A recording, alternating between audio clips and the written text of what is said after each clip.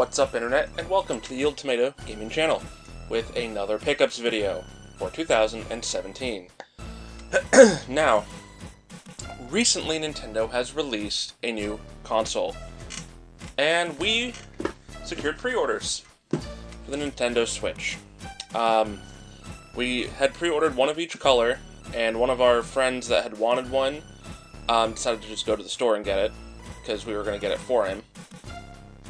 And another one of our friends who was unable to get one anywhere and was getting it as a gift for their soon-to-be husband was still radically trying to find one, so we just sold them our pre-order at cost. So basically, we just pre-ordered it for them. Anyway, new Nintendo console. I don't know how I feel about there being motion control still. I think we're beyond that at this point. That being said, the little bits of motion control that are in the latest entry in the Zelda franchise, not bad. That being said, I almost wish it wasn't there, simply because the motion control is used by default to an extent with your aiming, and you can turn it off. But that being said, there are puzzles that require it, so it's just kind of awkward the way they handled it is all. But this game is really, really good. I've heard some very, very, very interesting things from people. Many of them being that this is the best Zelda game ever of all time, that will ever be, and that it trumps Ocarina. Other people, which I kind of agree with a little bit more, just because of how different of a game this feels, and how much more, in hindsight, it kind of draws from it. It's not a Zelda game, it's a Link game. And that may not make sense to a lot of people. It does take a lot of its draw from the original Legend of Zelda, being a open exploration kind of adventure going out and about and doing your thing. That being said, it feels, because of the way the combat's more complex, and the way that a lot of the things are hidden, it kind of makes me feel more like Zelda 2, Adventures of Link. Because that game was far more combat-oriented, and when you do get upgrade materials and such, you choose where it goes as opposed to finding a heart container. You choose to purchase a heart container versus purchasing a stamina gauge upgrade, stuff like that. So, super, super good game. Really fun. Get it on whatever platform you possibly can, including the Wii U. Now, normally, this is not a franchise that I would generally say I would go out of my way to purchase it on every possible platform. However, it was very painfully clear to me that this version will be everywhere, and always will be. This version will not. I have dubbed it the Twilight Princess syndrome, because Twilight Princess on the GameCube is far more sought after than the one on the Wii, because they came out at the same time and Nintendo wanted to push their new hardware. So, I don't know. I felt it was worth having it on both machines, especially since this was the Zelda game planned and promised for the Wii U. And then later, we got a Switch version. Which is, again, exactly what Twilight Princess was to a lot of people. So, figured get those games while I could, because the retail store I work at got a total of 6 copies of the Wii U version. We got over 50 copies of the Switch version. So, yeah, kind of an indicator there. At least it is for me. Now that we've got the Switch and Zelda out of the way, which was the biggest thing, I'm going to move on to something a little bit different. Well, not different, but older. I love giant robots. I love mechs. I do. It's a big thing that I love and love and love. Gundam is a fantastic series. Not all of them. Most of them. And Armored Core was a fantastic franchise.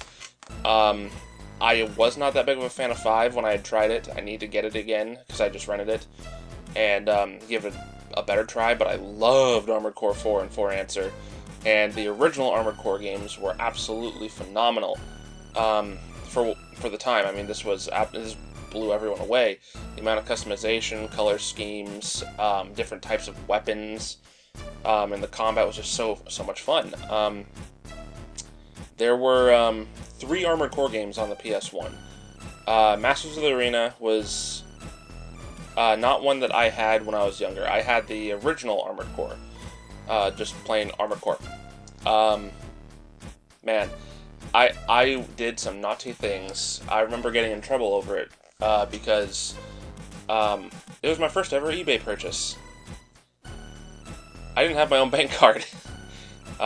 So, yeah. I got in trouble over it, because I bought it with stuff that wasn't mine. Yeah, I did some naughty things when I was younger, but, it wasn't super expensive, so I didn't get in a whole lot of trouble, but it was still enough trouble that I regretted it, so, yeah, but I love the franchise. Really fun game series. If you haven't played Armored Core, do it, and if you don't want to play an old PlayStation game, get the PS3 or 360's Armored Core 4 or Armored Core 4 Answer, I would really recommend. You can do some really neat things in those games. Like tailoring your robot, or mech, or, pardon me, Raven, to have what was dubbed as permaflight in the online communities at the time. You could literally fly forever because your energy regeneration was faster than your energy output depletion, which is really, really freaking cool when you tune it like that. So, next let's go to something that I've never played before. Dragonair Zaria for the PSP.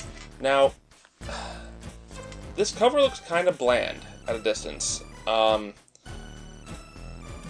it's NIS America, so it had me intrigued. And when I pulled it off of the shelf and flipped it over, there's some absolutely beautiful artwork here. I mean, it's really, really good artwork. And there's competitive, or I don't know if it's competitive, but there's ad hoc multiplayer, so 2 to 4 player multiplayer if you have multiple copies of this. It is a turn-based RPG to my understanding. I have yet to play it, but the graphics look pretty good, and I'm sure it's going to be just a fine RPG. It looks really neat, and again, the art style really just grabbed me, like, by the throat. I mean, it looks really good when you take a look at the back of this. I won't be able to see it, but it's so good. So, I really need to put this in the PSP and give it a shot. NIS America tends to make some really, some cult classics. I don't know, maybe not classics, but they're, I don't know, they create their own unique following behind them. So, figured it's one worth looking at, since it was on the PSP, and I love the PSP. Great frickin' handheld system. Okay, let's go with something a little bit more out there. That's from Free Radical and Codemasters, and that is Second Sight. This was a game that was released in a similar-esque time frame, I believe, as PsyOps. I think it was PsyOps the Mindgate Conspiracy, but I might be getting that mixed up with something else. PsyOps was a far more action-oriented game. This is more of a, I don't want to call it a horror game, but a lot more horror themes in it, and a little bit more stealth elements in there. So this is more, it has a wider variety of gameplay elements, I believe. It looked interesting. It's not something that I was willing to pay a lot of money for. I think I paid like $5 for it. But it was one of those games, it was worth trying, because I did like PsyOps when I played it back in the day, and this, again, was one of those other ones that looked intriguing. Basically, it would have been like, would I have played this or PsyOps? And PsyOps' cover was a little bit more fascinating to me. I don't know. It's hard to explain, really, but figured I'd give a try at this. I love horror games, and this has a very heavy horror-looking feel to it. So, figured why not? PS2. I love the PS2. I have over 150 PS2 games. That machine is fantastic. And that number just keeps growing. Another game I picked up, which I've actually seen a couple copies of, quite a few times, but refused to pick it up because there was no manual in any of the ones that I had found previously, is Samurai Legend Musashi for the PlayStation 2. Musashi is a game that actually started off as Brave Fencer Musashi on the PS1. This is more or less the sequel to that. Artwork is fairly different from the first one. This is, as you can tell, a Square Enix title. Pardon me. I had never actually played this, but I love so many Squaresoft and Square Enix games that I kind of made it a personal goal to get at least all of the Squaresoft titles released on the PlayStation and PlayStation 2. I know there weren't a lot of Squaresoft games because they very quickly absorbed Enix, but they've collectively been one of my favorite companies as a whole, so I feel it's worth looking at all of their games to see where their direction was going as they were developing further as a company as we got into the 2000s and 2010s and all that. So, I don't know. Cool looking game. And this was actually a time when they were starting to do some foil covers. And foil covers look super cool. So, I don't know. But I'd wanted to get it for a while, and I finally got it with the manual. I miss these so much. So much I miss manuals.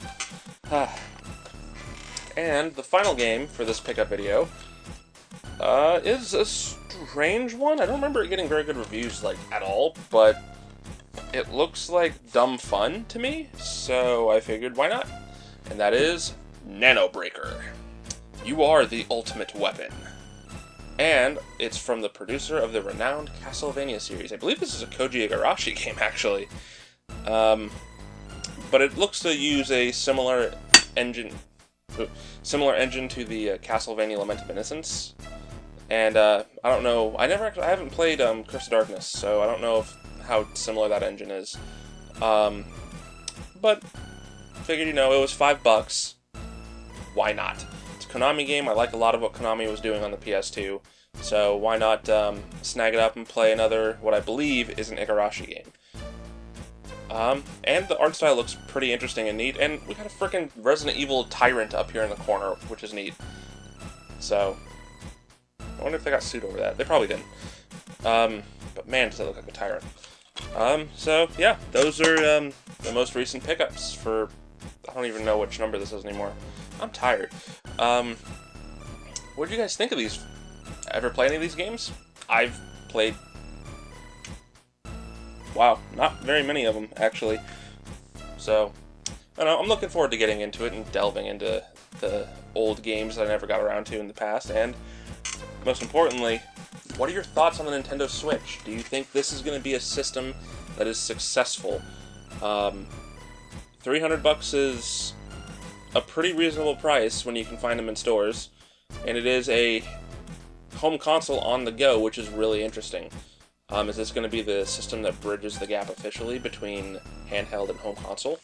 Who knows? So far, there's only really 1.5 games worth owning for the machine.